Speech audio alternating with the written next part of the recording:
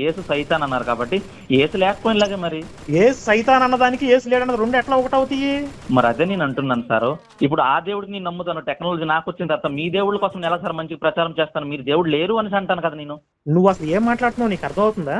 నువ్వు లా చదువుతున్నావా నువ్వు? సార్ మీరు అసలు మత ప్రచారం చేస్తున్నారో లేదో నాకు అసలు అర్థం అవటం లేదు. మీరు ఏదేదో చెప్తున్నారు. మత ప్రచారం చేయటం ఏంటయా? మత ప్రచారం చేయటం ఏంటి? నువ్వు అసలు నీ డౌట్స్ ఏంది? నువ్వు ఎక్కడి నుంచి మొదలు పెట్టి ఎక్కడికి వెళ్ళావు? మీరు నువ్వు నేను యోగా దగ్గరికి వచ్చిన తర్వాత వాళ్ళ టెక్నాలజీలన్నీ కనిపెట్టారు కాబట్టి వాళ్ళే ఇదిగో దేవుడు. విను ఒక నిమిషం ఆగు. నువ్వు నేను చెప్పింది టెక్నాలజీ అంతా కాదు, సోషల్ మీడియా వరకు యూదుల చేతిలో ఉంది. వాళ్ళు యేసుని సైతాన్ని నమ్ముతారు. నువ్వు టెక్నాలజీ కనిపెట్టింది మా యూదులకి ఆ జ్ఞానం వచ్చింది కాబట్టి వాళ్ళ దేవుడే నిజం అనుకుంటే వాళ్ళు నమ్మే యేసు సైతాన్ అనేది కూడా ప్రపంచం అంతా ప్రచారం చేద్దాం. ఓకే, దాన్ని వదిలి. తర్వాత ప్రపంచంలో గొప్ప శాస్త్రవేత్త అయినటువంటి ఐన్స్టీన్ భగవద్గీతని కోట్ చేశాడు. భగవద్గీత నాకు ఆదర్శం అని చెప్పాడు. బైబిల్